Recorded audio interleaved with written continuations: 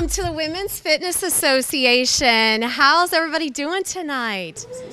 Yay, this is so fun. Oh my gosh, I'm so excited you're all here. My name's Lisa Coors. I am the founder of the Women's Fitness Association, a well-needed organization in this city, locally and nationally. I'm going to talk a little bit about how we started, what we're about. And isn't it neat to bring women together with positive energy? Is this awesome in this room or what? Yes. Let's talk about this women's fitness organization and why we're here and how this got started. I've been a personal trainer full-time for 10 years. I've been in the fitness industry since '97. And I got into corporate America right out of college. Went to Xavier University.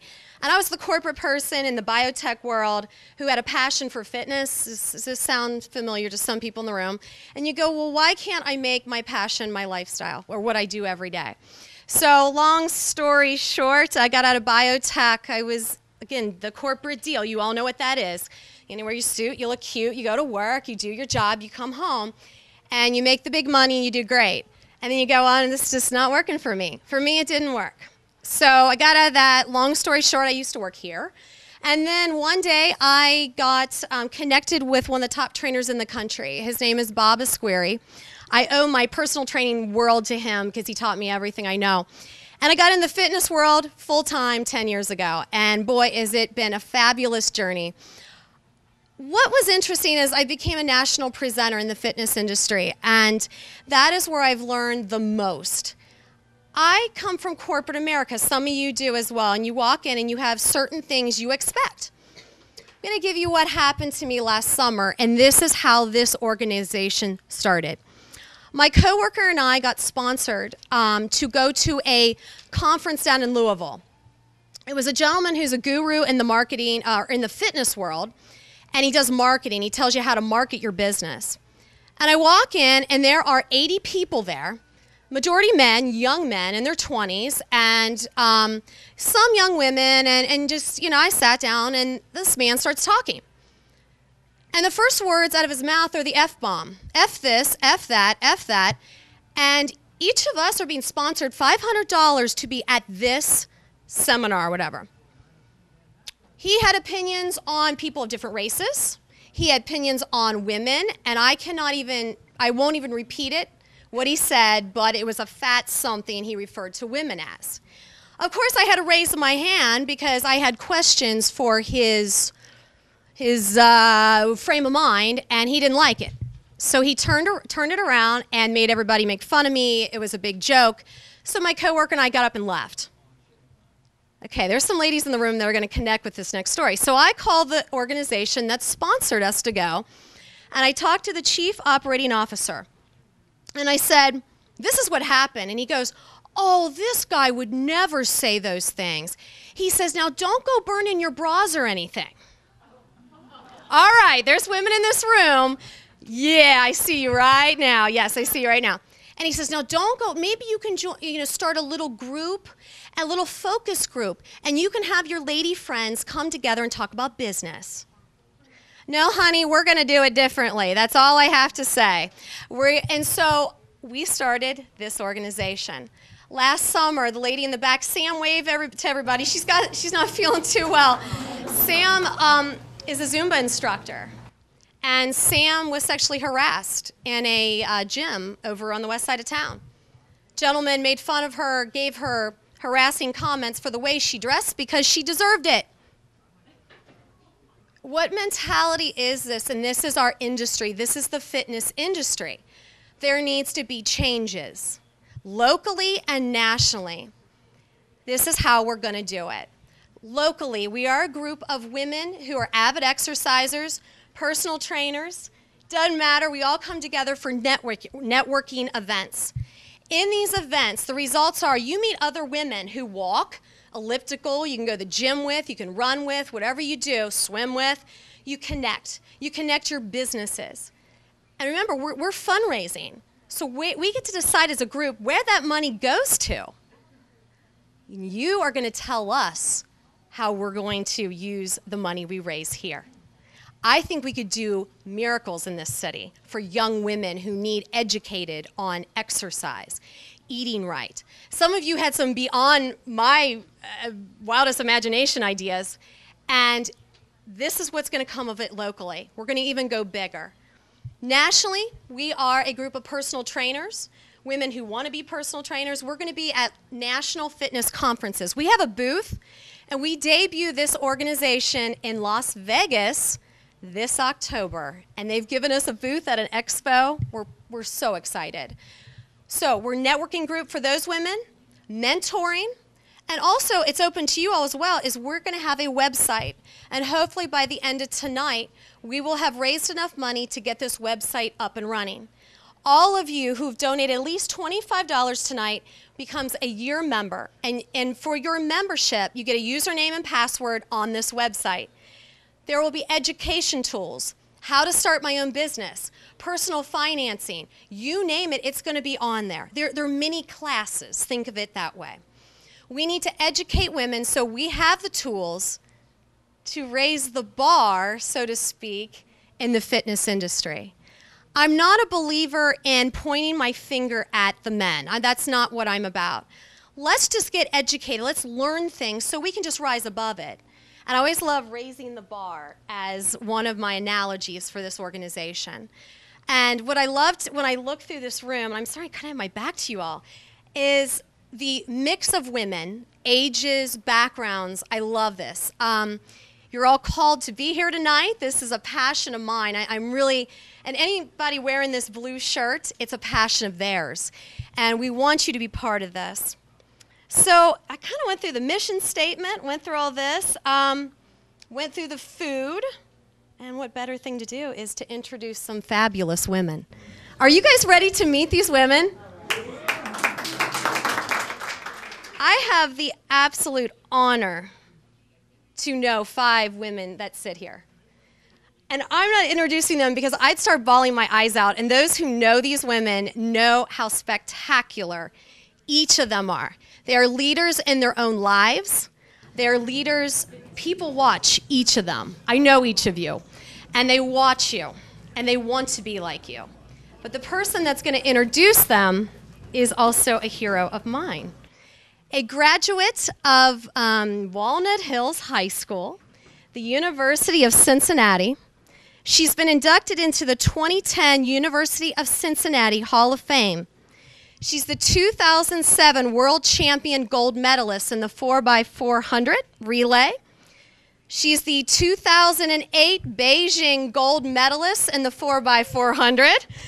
Woo! Wow, and we still have a list, oh my gosh.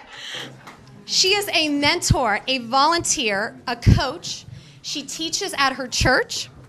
She's a role model to young women.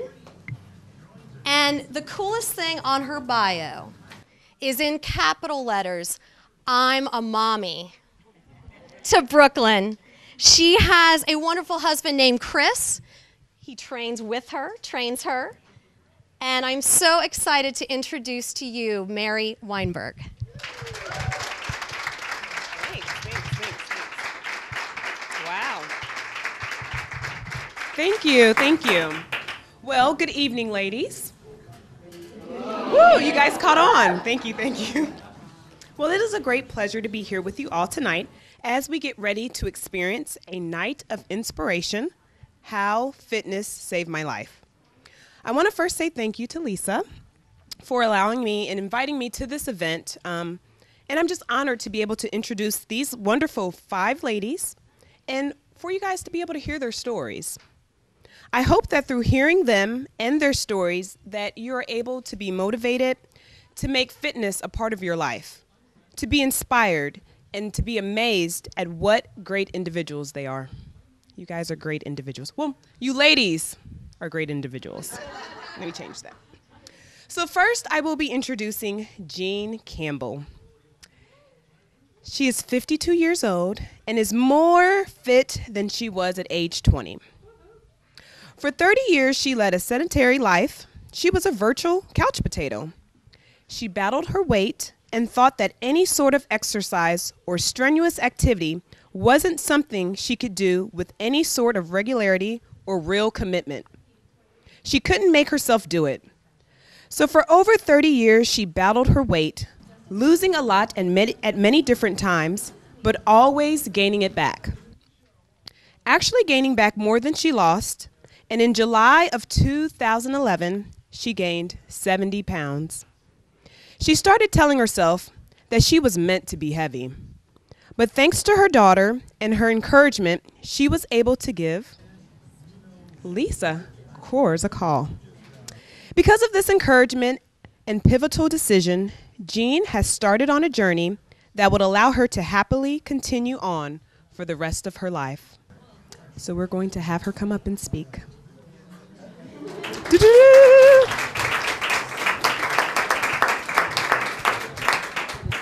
Oh, boy. Well, it's just amazing to be here, and I never thought I would be introduced by an Olympic gold medalist, so I'm like kind of nervous and shaking. But yeah, I guess my profession in life, I'm a graphic designer.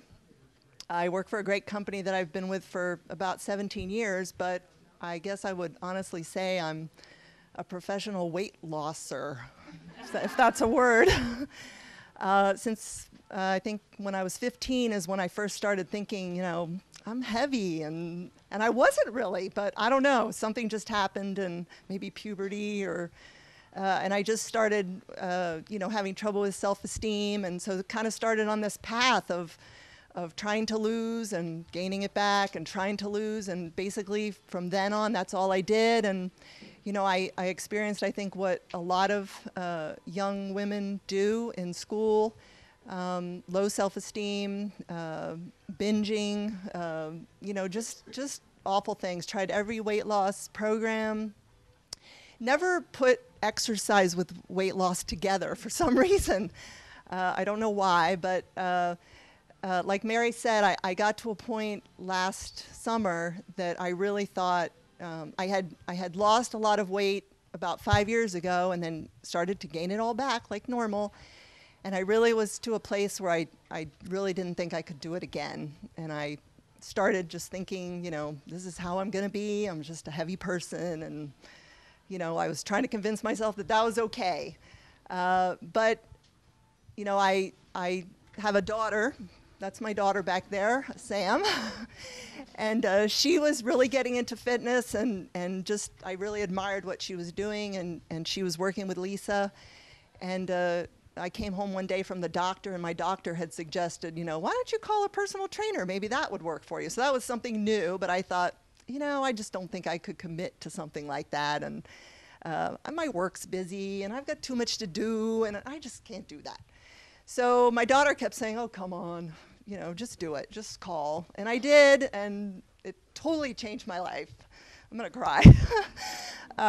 So Lisa has been just, you know, a godsend for me.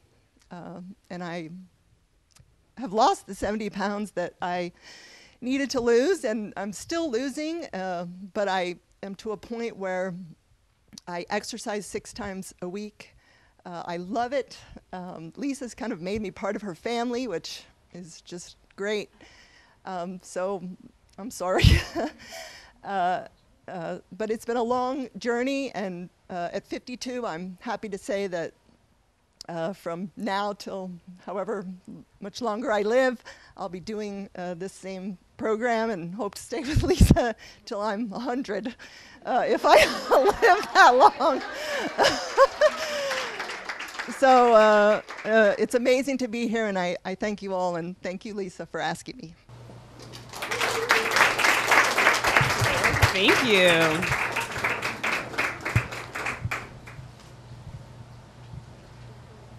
What an inspiring story. Thank you, thank you. So next we have Grace Meacham. Before the year 2000, her exercise routine consisted mainly of once-a-week exercise class, such as yoga, low-impact aerobics, or step class. In November of 1999, she had cancer surgery, followed by 6 weeks of radiation. And she was very weak after recovery. She retired in September of 2000, and her exercise routine began to increase with a trainer once a week, and then she started walking. Grace enrolled in the Bob Ronker's marathon training group with a friend and enjoyed the group. She was involved until 2 years ago, at which she had 2 falls. These falls, she believes, were due to a condition that she has in her right leg called lymphedema. It is a condition patients develop after undergoing surgery for removal of lymph nodes and/or radiation to the lymph area. It causes swelling of a limb, and many breast cancer patients have it in their arms. Here is a quote from the Lymphedema National Network. It is very important for individuals with lymphedema to be physically fit and maintain a healthy weight. Grace now exercises once a week, workout with a trainer, Lisa Coors, and she walks 3 miles a day, 6 days a week, and she also does 3 times a week water aerobics class. So, let's have her come up and speak to us.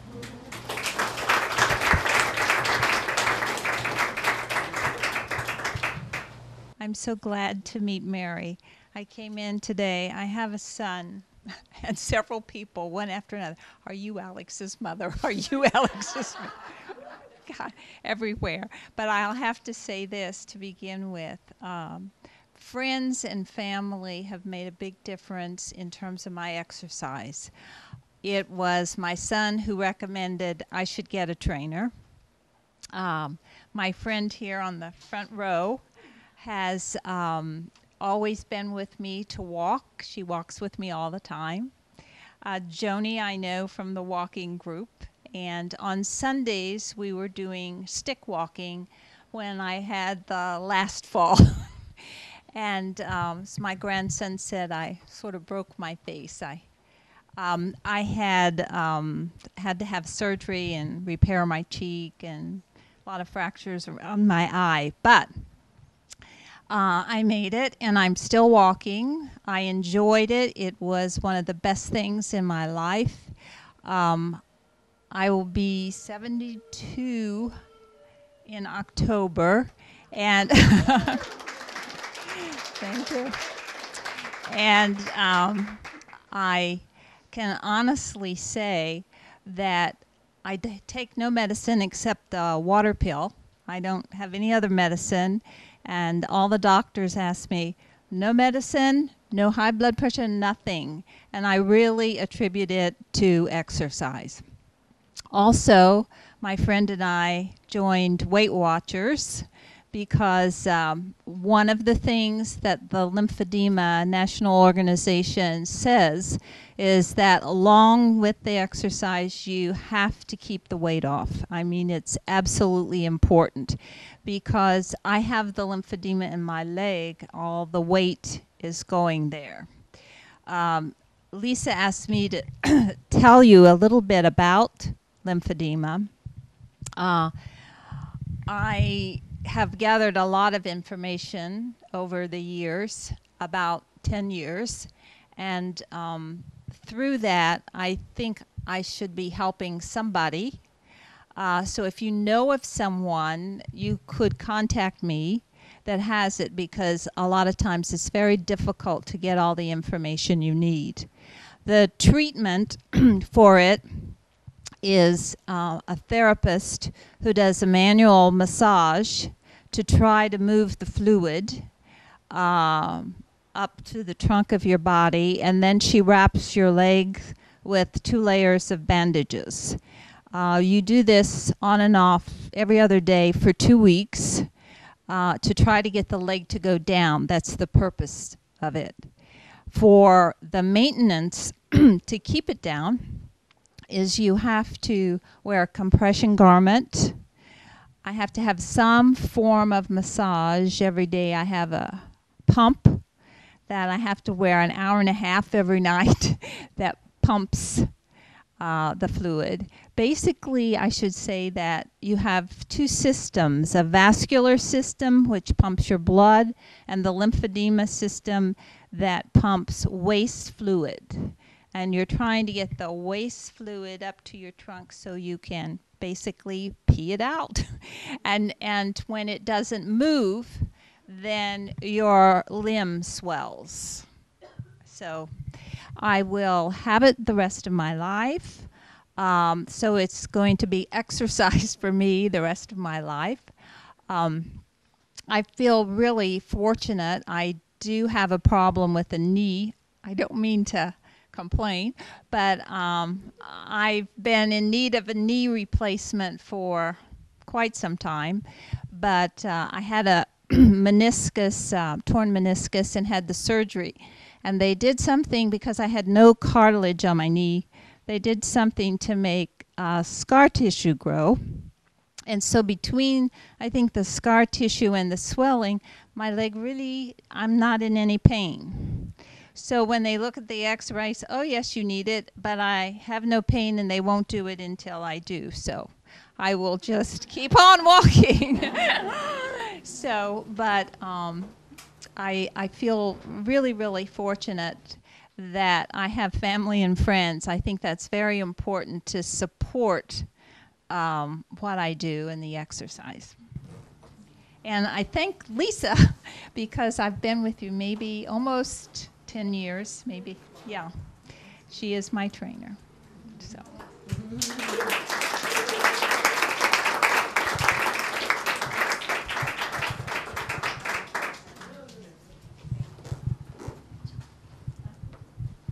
Thank you. Now we have Joan Siegel, who was first diagnosed with breast cancer in 1990 and found a lump the day after her daughter's 3rd birthday. Her son was 9 months old and had just stopped nursing. She did what she needed to do to survive so she could raise her kids. Joan had a mastectomy, reconstruction and chemo. Her husband left and she kept working. 15 years later, she felt a lump in the scar tissue. Cancer was back and it had spread, stage 4, breast cancer. Joan had just decided to walk her first marathon, the Flying Pig, and had signed up for the Running Spot training group. She was determined to keep training and to share her situation with total strangers whom were both kind and supportive to her. She continues to battle cancer. It continues to spread. And as she continues to walk, she receives wonderful support and inspiration from the training group buddies, and for this, she cannot thank them enough. We will now have her come up and tell her story.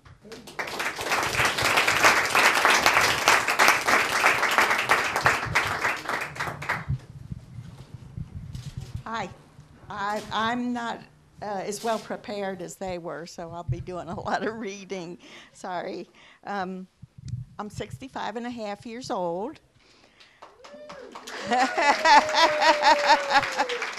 My mother is 93.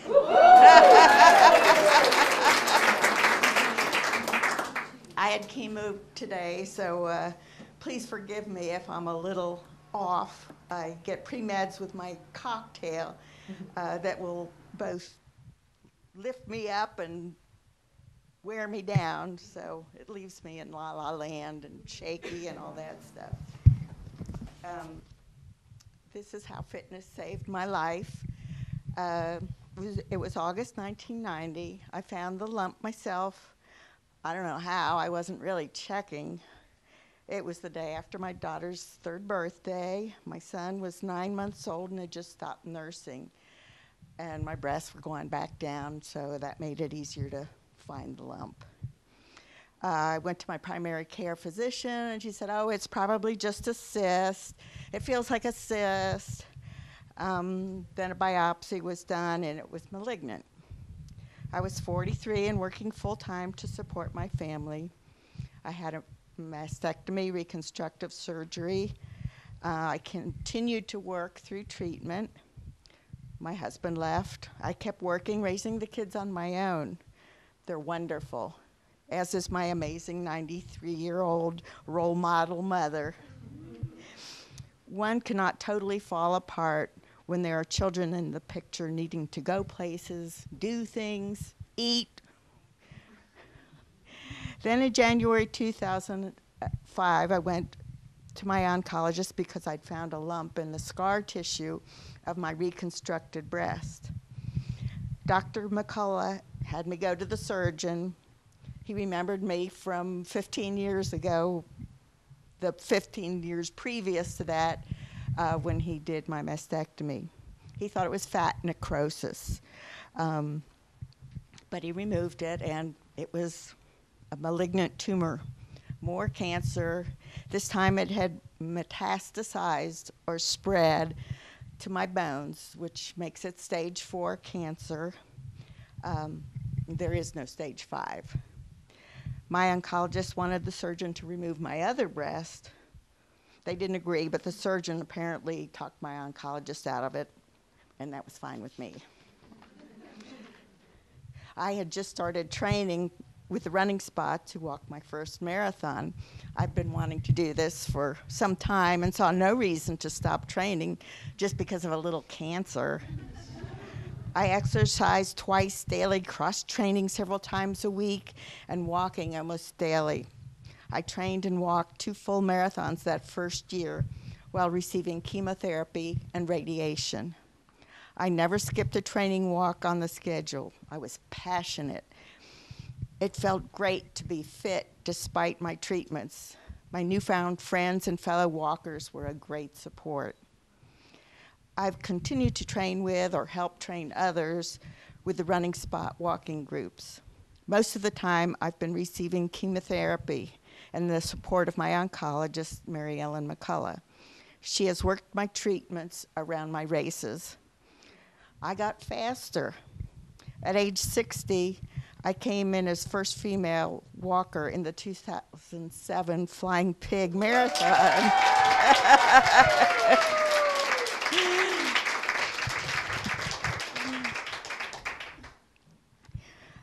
I came in, I kept doing it first or in the top 3 for a lot of races. It was very exciting. I loved it. My kids told me they were proud of me.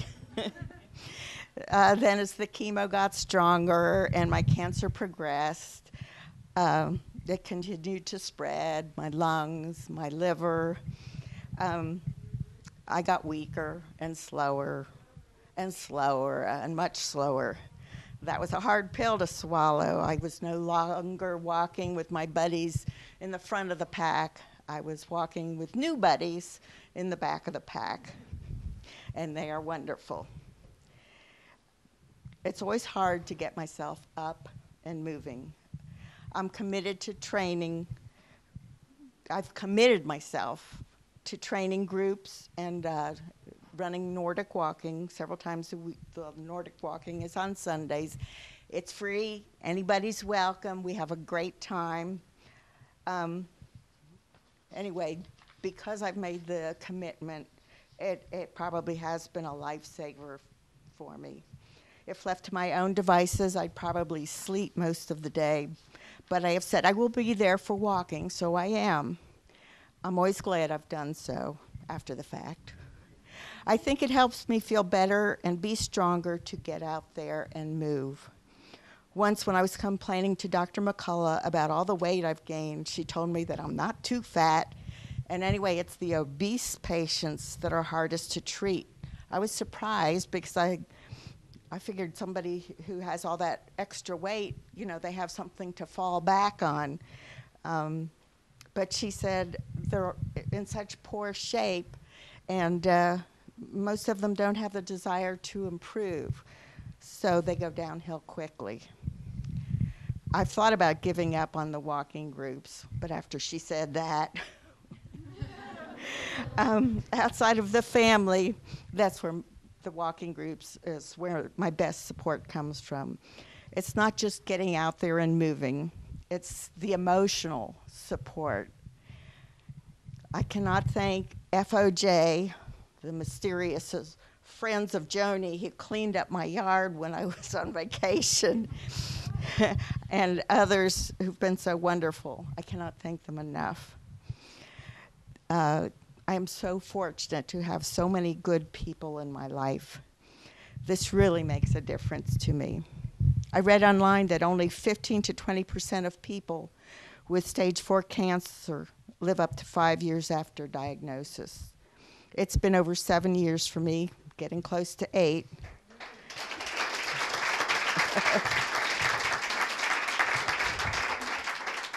Dr. McCullough says I read too much. But thank you to exercise, fitness, friends, family for extending my life. And thank you for letting me speak tonight.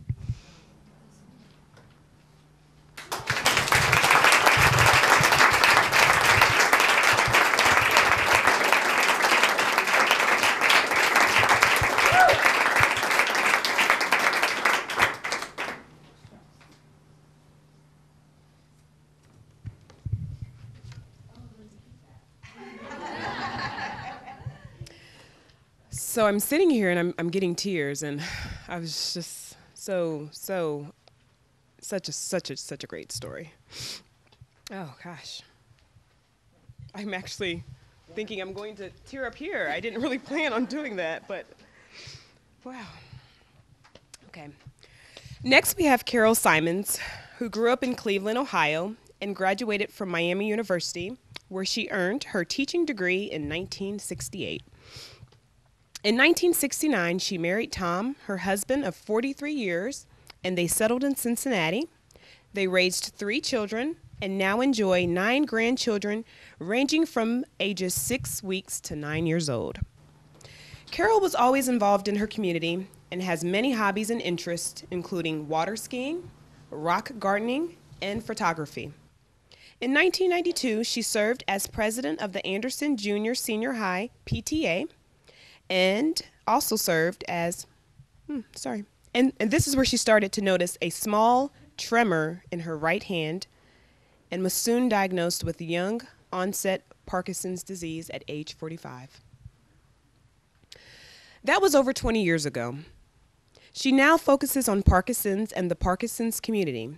She volunteered and became a staff member of the APDA Tri-State Parkinson's Wellness Center, and for 4 years followed by working in the University of Cincinnati's neurology.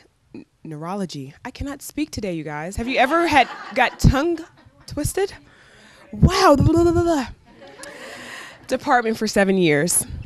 She has gone to Washington 15 times to attend Parkinson's symposiums full of cutting-edge information, and then goes to the Capitol to educate our senators and the representatives about PD.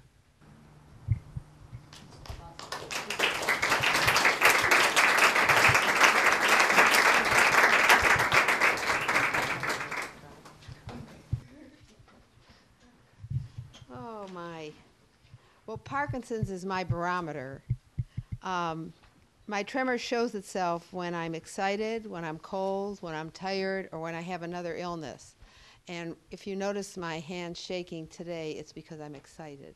I'm excited to be here. Well, my walk with this condition did start in the spring of 1992. And that was over 20 years ago. And I did put off going to visit my neurologist for 3 or 4 months because I felt fine. I soon learned, though, that that little tremor that I had was a common early symptom for a chronic illness called Parkinson's disease. Now, I'm not alone. Some people that have Parkinson's are Michael J. Fox, Muhammad Ali, 2 people of which I worked with in Washington, Yasser Arafat, Pope John Paul, Janet Reno, Salvador Dali, Billy Graham, and Charles Schultz. So there are a lot of people that have had Parkinson's and are continuing to deal with it. Well, once my doctor had diagnosed it, he told me 3 things. And that was at the first appointment, and it was the best things he could have ever told me. And I wish all people that are diagnosed with this could hear the same 3 things. First, he said this was one of those diseases that had no cure. Gulp. It was a chronic, progressive neurological condition where the brain cells that produce dopamine died sooner than normal. Then when 80 to 85% of the dopamine level is decreased, the Parkinson's symptoms start to show. So all of us have had it for a long, long time before it really shows its head. He assured me, though, that Parkinson's wouldn't kill me, but it would be a nuisance for the rest of my life.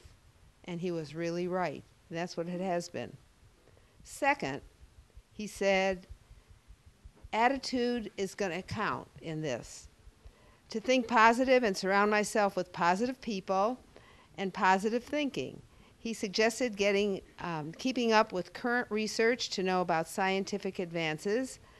And so between my grandchildren, my trainer, and all the great research that's happening now, he was right again. It has kept me positive. And one of the attitudes that I've developed was do everything that you can do now as much as you can, because someday you might not be able to do it. And that has spurred me on to do all kinds of things I never would have done before. And the third thing he told me was that exercise was extremely important. In fact, the best medicine for Parkinson's was exercise. Now, he warned me that there will be days that I wouldn't feel like exercising at all because sometimes a fatigue comes upon us. But those were the days that I really needed it. And I had to exercise those days the most. And you know what? He was right again. I learned that many people are never told about the importance of exercise. So I try to educate others on the tremendous effect that exercise has on us. I facilitate a Parkinson's support group, so I see many people come and go with Parkinson's. And when I first meet them, I always ask them about their exercise schedule. And I tell them that the best way to fight advancing Parkinson's symptoms is to exercise. Any kind of exercise, but just do it daily. Keep moving is a Parkinson's theme, and it's a perfect theme for this illness. The ones that do exercise seem to keep a positive mindset, stay limber, and have better balance and much more smooth movement. Those that don't exercise because they don't like to, and they don't make any effort, I have watched this happen. They're in wheelchairs between 5 and 6 years. For me, exercise is a bit of a miracle each day. I literally shuffle in, and then at the end, I march out of every exercise session I do. I think variety is important, so I experience stretching, balance work, weights, and aerobics weekly. Because I had a knee replacement, I found that warm water aerobics not only helped my knee repair, but also loosened me up for floor aerobics that I would follow up with. I attend Lisa Coors' Parkinson's specific class. It's an exercise workout class that we have that I attend most Tuesdays, and I enjoy the camaraderie and the variety of different exercises that she has planned for us each week. To have trainers and therapists who know what we need as individuals with Parkinson's, and to guide us and encourage us and give us support is beyond any set value. Exercise affects us physically, emotionally, and chemically. It's a lifeline to Parkinson's wellness. Oh, and by the way, if you ask my support group what the best medicine for Parkinson's is, without any hesitation, they'll say, exercise, exercise, exercise. So I've got them brainwashed. Thank you. Thank you.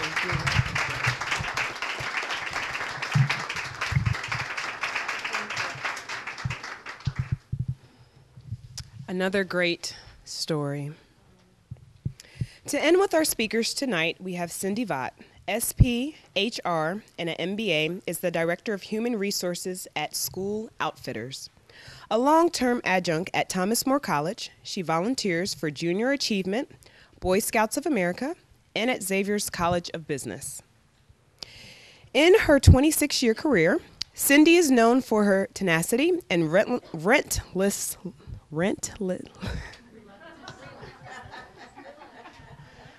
How about you guys say it? Here we go. Woo! Determination. See, I got that word. Determination. This enduring spirit is a major advantage in her journey to wellness. Cindy is working toward her certification in corporate wellness, focusing on boosting productivity and presenteeism. At School Outfitters, an on-site boot camp has led increased energy and confidence for participants. Trainer Susan Bronsel, owner of Utopian Fitness, leads lunchtime workouts that are always challenging and evolving.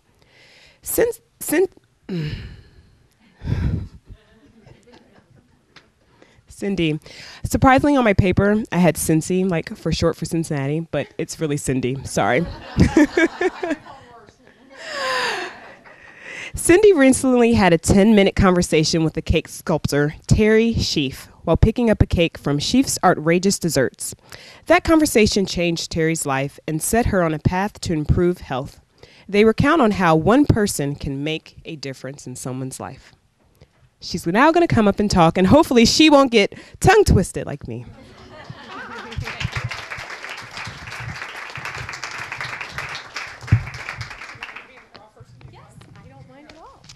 And let some help here with Lisa. Well, I want to say thank you for having me. First of all, I'm very inspired by this panel. That's tough to sit there and go last, and it almost makes you break up into tears. But hopefully we end on a very positive story, because our story about how you save life at a company is we save the people's work-life balance.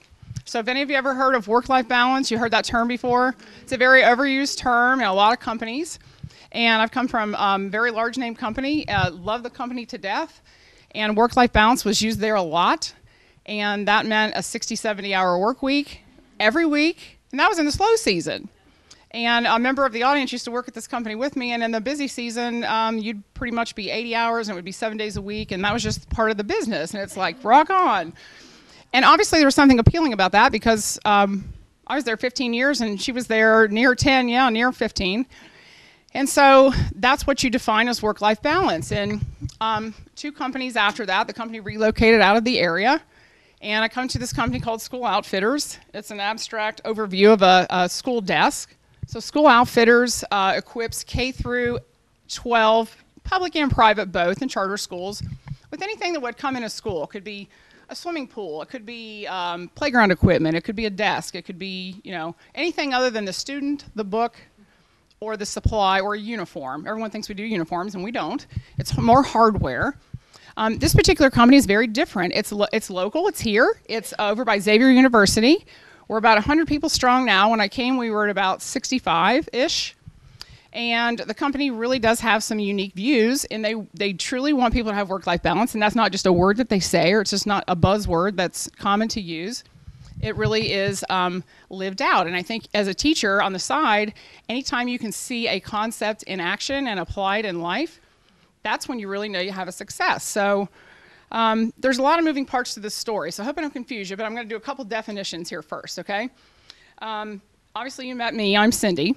Now, Terry, who could not be here tonight, Terry was going to come, and we were going to tag team this story, because the point at the end of the story, I'll start with the end and then work back, is if you take 10 minutes out of your life to tell your story to someone, think about, these 4 stories here will change my life go forward and how I think about things.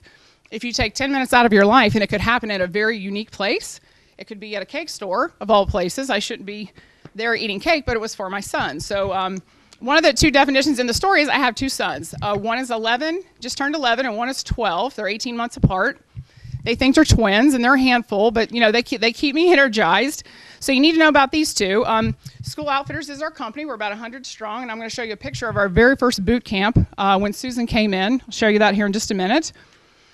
But quickly, I want to tell you this story I was speaking to my sons about just last night. I had to go to a school event, and it's a story about 2 wolves. It's a Cherokee Indian story. And the Cherokee Indian says, there are 2 wolves inside each of us. Have any of you ever heard this story? Yes. Okay. And you can help me paraphrase here if I botch this one up, okay? There are 2 wolves inside each of us.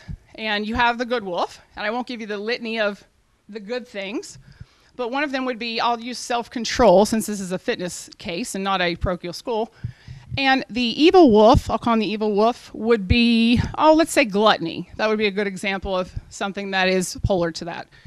So inside you have the good wolf and the bad wolf, and the two wolves are battling each other, and my sons being sons, they're very competitive and they're in lots of sports, and they said, well, which wolf wins? And the wolf that wins is the wolf that you feed. So I tell you this story because as we go through our chronological order of what's happened at our company, is it's a matter of which wolf we've been feeding as to how our life and our figure and our outlook, has manifested. So with that said, I told you we're about 100 people. When we initially started this boot camp, I must have a death wish or something because we had talked to Susan. Where is Susan? Can she stand up? Susan, can you stand up for just a sec? This woman is amazing. You talk about amazing women. I'm going to come back to her in just a minute, but she really has revolutionized our company, and that's putting it mild. So our very first class, Lisa's going to hold up our very first picture, and not everybody who was in the boot camp could be in this photo. So this isn't everyone, but this is a sampling of people. And here's Susan right here. Look at her. Woo! And then I'm here. And I'll do the side by side here in just a minute so you can compare before and after. I didn't have a good picture. Like any of you, if you've ever gained maybe a bit of weight, if you've gained a bit of weight, you kind of shy away from the camera.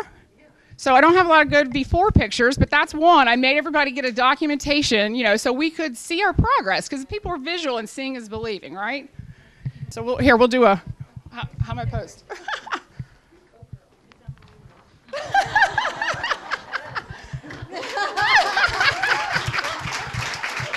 And that, let me tell you, that, Susan, we do the boot camp, and it's bittersweet. People love it and hate it at the same time, but if you don't live it, it's a different kind of company. If you're not living that, helping people through work-life balance, it doesn't mean anything. And some of the things that have happened is I go to Las Vegas 1 year ago in July. I go to Las Vegas. It's my 25th wedding anniversary with my spouse. My entire family went. I know it might be kind of strange. You take your entire family of 10, parents, grandkids, everybody. We all travel in a pack. We're the wolves. We travel in a pack. And we go to Vegas, and the bad wolf, the evil wolf, had emerged in all of us, and we drank like a pirate all week long in the desert, in the sun, staying up late, different time zone. And that next Monday morning, I come back to Susan. We had set this up before I left. It just so happened that even though I'm the one trying to lead by example, I was gone the first week of the class, so I really didn't know what to expect.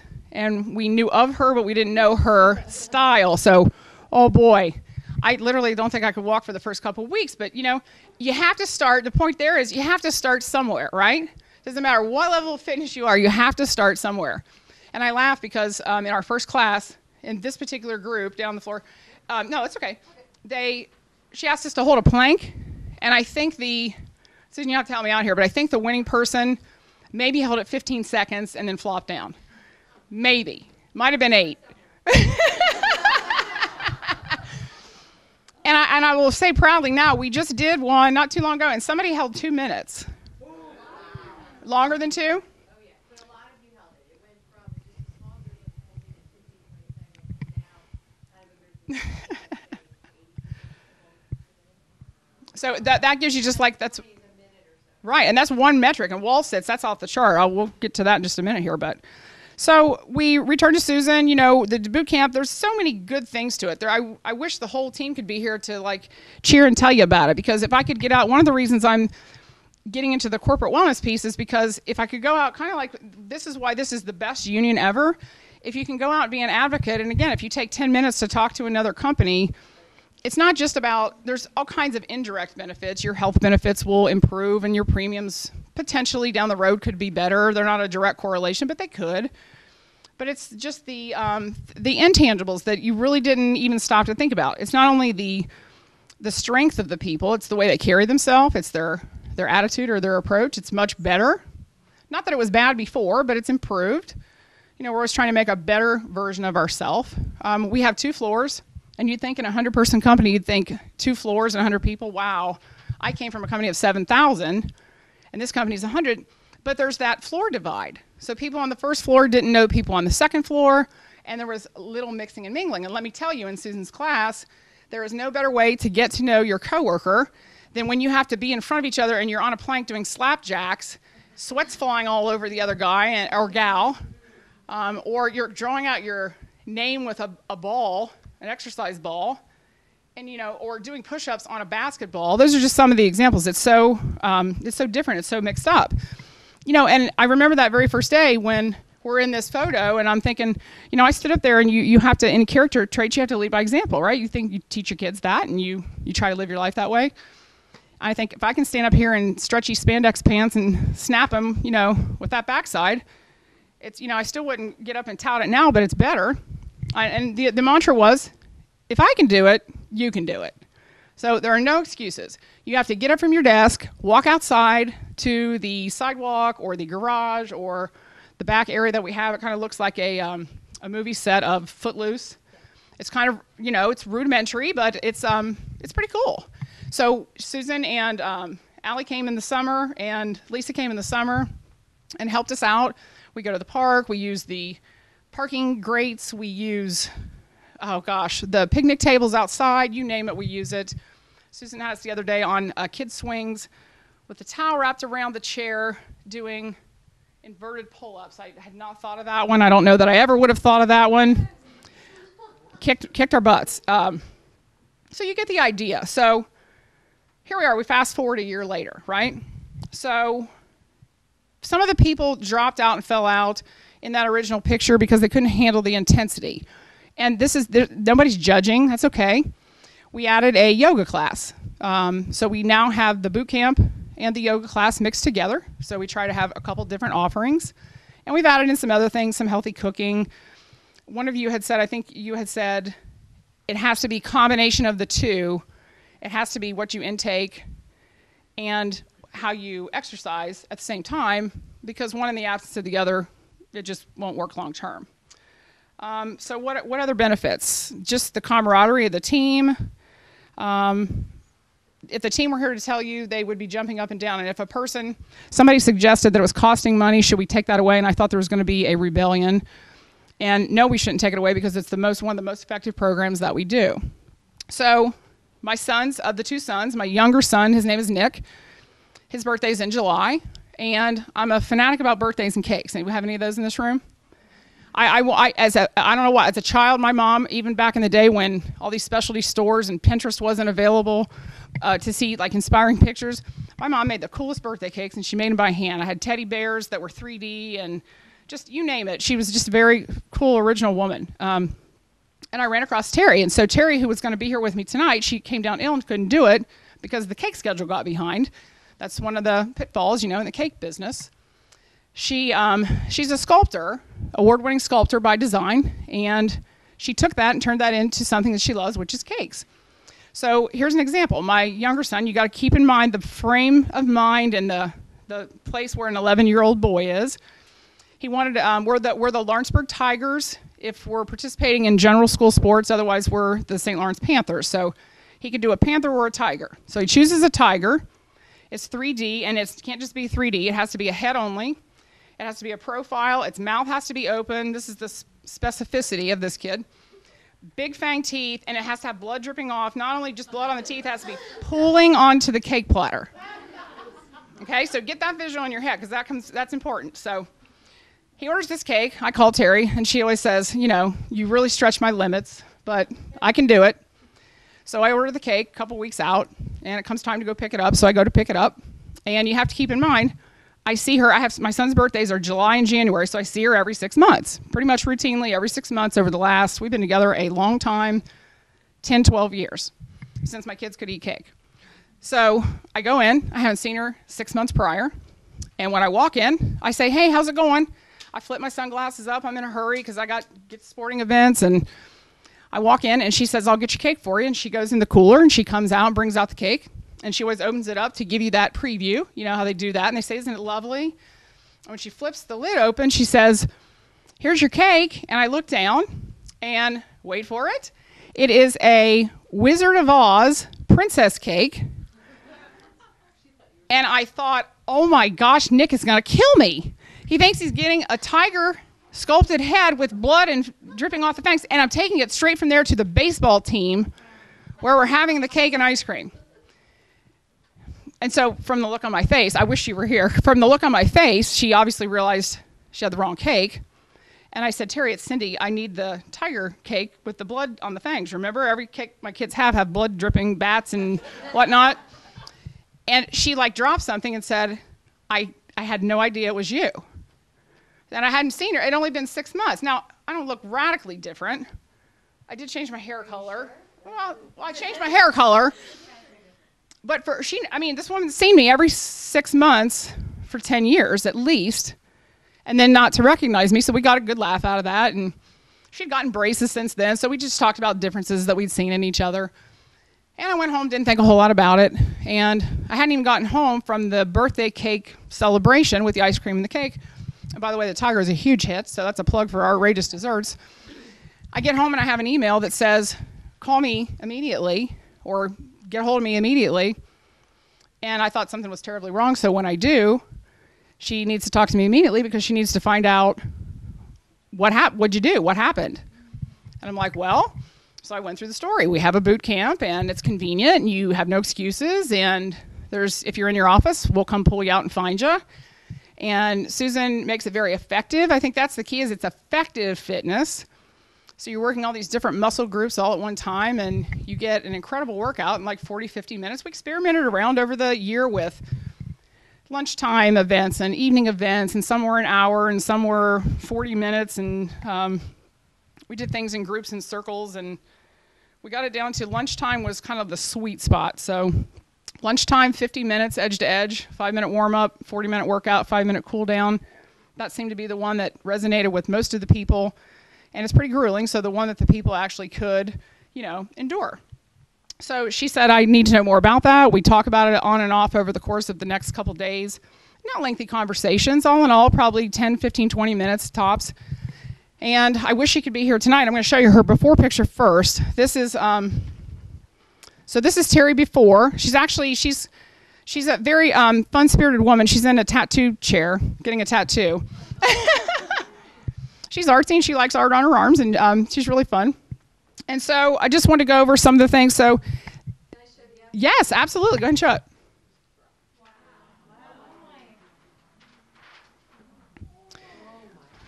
So since July, so what this is, I didn't even know, this is awful. I go to too many sporting events. This is September, end of September. So we've got July 9th is my son's birthday, so August, September. So 2 months have gone by. And in 2 months, look at the difference in her. She's still very smiley, so she's always a very happy person, but you can see she changed her look. She's lost 38 pounds. She used to take Celebrex, and she's completely off of that. She takes Tylenol in its place, but it's, not quite as tough on your stomach. And just her outlook has changed. So one of the things with her is a key component of her diet change was, I can't say that she eliminated it completely, but she reduced grain, sugar. And now think about that, grain and sugar. Think about that. Stop and think about it again. Go back to what she does. She's a cake sculptor. And she's around sugar all day long. It's her life. Sugar's her life. And here's a woman who's now is giving up sugar. Can you imagine the temptation not to lick the bowl and eat the cake batter? That's willpower, And so she went on to say that she wanted to be here again to share this with you. And I think, people are visual, so pictures tell a really good story. There's 2 months with this woman, and she since has started to talk to her customers as they come in. She said, now that's a double-edged sword because you don't want to talk yourself right out of clientele. So that's why I'm giving outrageous desserts. That's why I'm giving her a plug. But she's going to be working on a gluten-free, sugar-free line of some type. And Lisa and I had hoped she'd have it ready for you to have some samples tonight. That timing didn't work out. I mean, it doesn't always work out, but it will. And hopefully will evolve over time. So let's see. Here's kind of the chain. I call it the chain reaction. You go out and you do something good for somebody, and then that person in turn feels good, and they do something good for somebody else. And this is more of you go out and you tell your story to somebody, or you present your story. You didn't mean to, but you just walked in to get the cake, get the tiger, and you get a princess. You present your story by showing up, and that inspires that person, and then she's gone out to inspire other people. And 10 minutes of you telling your story can drastically impact someone's life, really for the rest of their life, which is very cool. So my message is tell your story, definitely. If you don't have an on-site boot camp, talk to your employer. If they won't listen to you, tell them to call me and I'll talk to them. I want to say thanks to Susan, because she has changed. 25% of our employees are in this program. So 25% of the team are currently in the program, and Susan, work-life balance. Again, we need to practice what we preach. Susan took the summer off to spend time with her kids. I love that. That's fantastic. And while she did, Lisa came in and Allie came in, and Andrew, their intern, came in a couple times and kind of helped us through the summer to fill that void. And it's a beautiful supplement, because now when Susan wants to go away on spring break with her kids, and she should do that kind of stuff, that's what this is all about. Now we have a wider net of people, and just the success of the story. I mean, the results speak for themselves.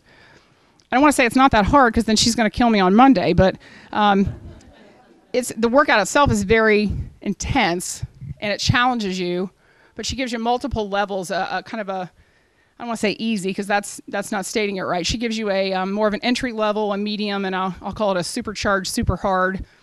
And you decide on any given day what fits where you're at on that particular day. So you work to your level that day. So I think that's why it works for all the people. So tell your story, talk to your employer, and remember to feed your good wolf and keep the evil wolf down. And I just want to say, thanks, ladies, for your inspiration, and thanks for having me.